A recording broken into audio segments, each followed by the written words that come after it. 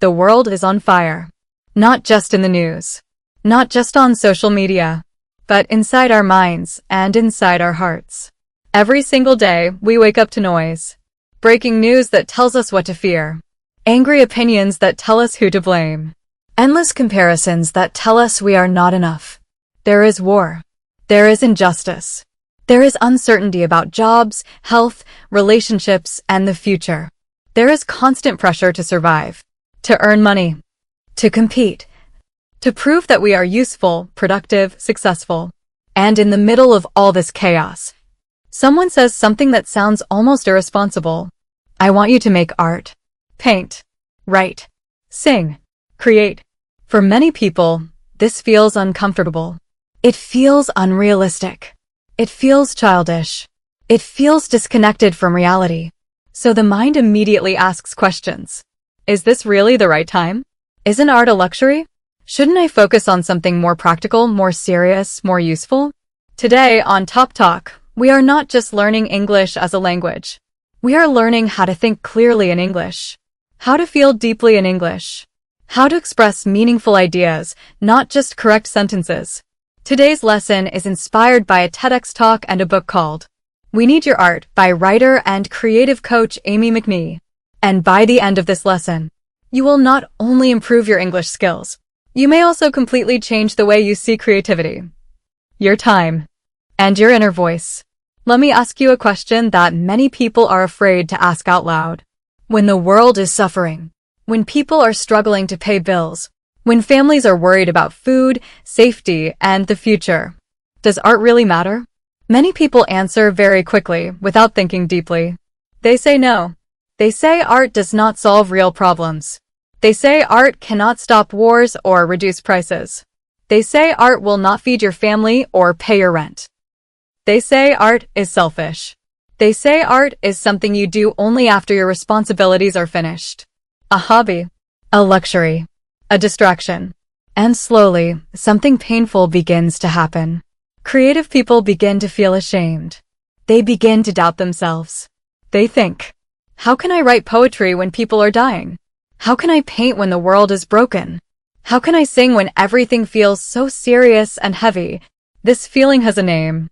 It is guilt. And guilt is one of the most dangerous enemies of creativity. Because guilt does not shout. It does not attack loudly. It whispers quietly. This is not important. You are being irresponsible. You should be doing something better with your time. And slowly, without drama, people stop creating. Not because they do not love art, but because they no longer believe they deserve it. But here is a truth that history keeps repeating again and again. Art has always existed in the darkest times. People made music during wars. People wrote stories under dictatorship. People painted while hiding from danger. People danced while grieving the loss of loved ones. Art did not appear after peace arrived. Art did not wait for safety or comfort. Art appeared while people were still hurting. Why? Because art is not decoration. Art is not something extra. Art is survival. When everything outside feels out of control, creation gives humans a small space where meaning still exists. A space where pain can breathe. A space where fear can soften. A space where hope can quietly stay alive. What happens inside your body when you create? Let us talk about this in very simple English. When you create something with focus and honesty, your body responds. Your breathing becomes slower. Your muscles relax. Your thoughts stop running in circles. Your attention returns to the present moment. Your nervous system begins to calm down. This is not poetry. This is biology. That is why people naturally turn to art in difficult moments. People listen to music when they feel sad. People write journals when they feel confused. People draw when they cannot explain their pain in words. Art gives shape to emotions that feel too big or too complex. So when someone says, art is useless in hard times, the truth is exactly the opposite. Art is most useful when times are hard, because it helps humans stay human. Why art connects people across the world. Think about this carefully. You may not speak the same language as someone else. You may not share the same culture, religion, or background. But you can still feel a song. You can still understand a painting. You can still cry during a film. You can still recognize truth in a story. Art crosses borders that politics cannot cross. Art reaches places where arguments fail. Art does not explain. Art does not debate. Art simply says, "You are not alone. Someone else has felt this. Your emotions make sense." This connection matters deeply, because one of the biggest problems of the modern world is loneliness. People are surrounded by screens, messages, and notifications, but disconnected from meaning and presence. Art does not shout. Art does not argue. Art sits beside you quietly and stays. Creativity as quiet resistance. Here is a powerful idea worth thinking about slowly. Creating art is an act of rebellion. The world tells you every single day, be productive, be efficient, make money, do not waste time, do not dream too much. Art answers quietly but firmly. I am more than my job. I am more than my salary. My inner world matters. My thoughts deserve space. When you create, you are saying something brave. You are saying, I refuse to disappear. I refuse to live only on the surface. I refuse to become only a machine. This is not loud rebellion. It is not violent rebellion. It is a soft rebellion. A beautiful rebellion. But it is powerful because it protects your inner life. Many people believe they are lazy, but most of the time, they are not lazy. They are waiting. They are waiting for confidence. They are waiting for validation. They are waiting for approval. They are waiting to be perfect. They tell themselves, one day when I am good enough. One day when people support me. One day when life becomes easier. But here is the hard truth. That day never arrives. Life does not suddenly become calm and kind. Fear does not disappear first. Confidence does not come before action. Action comes first. Art is not made after life becomes perfect. Art is made inside the mess. You do not need permission to create. You do not need a certificate. You do not need to be famous. You only need honesty and the courage to begin.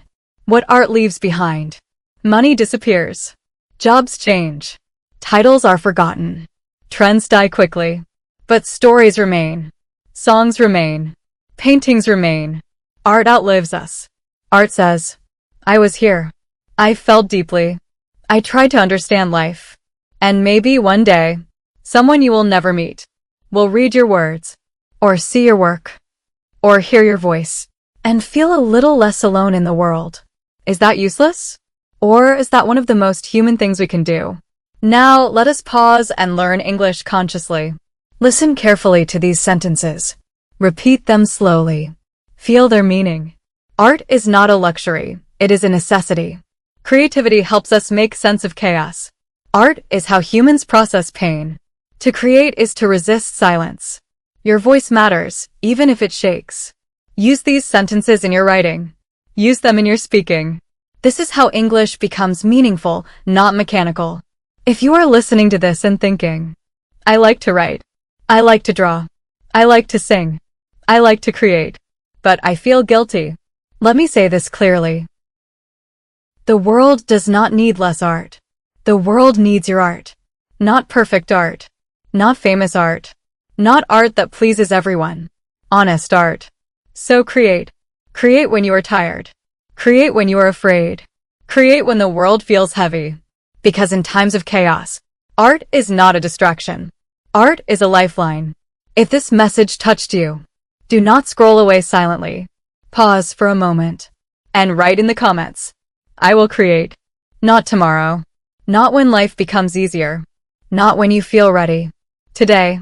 Because when you write those words, you are making a promise to yourself. A promise to protect your inner voice. A promise to give space to your thoughts, your feelings, your imagination. If you know someone who once loved to write, draw, sing, or dream, but slowly forgot that part of themselves, share this video with them. Not to teach them. Not to fix them. But to remind them. And remember this. This is Top Talk. A place where we do not just learn English words. We learn how to think clearly. How to feel deeply. And how to speak with purpose and honesty. Your voice matters here. Your ideas matter here. Your creativity matters here. Thank you for listening. Thank you for being present. See you in the next lesson.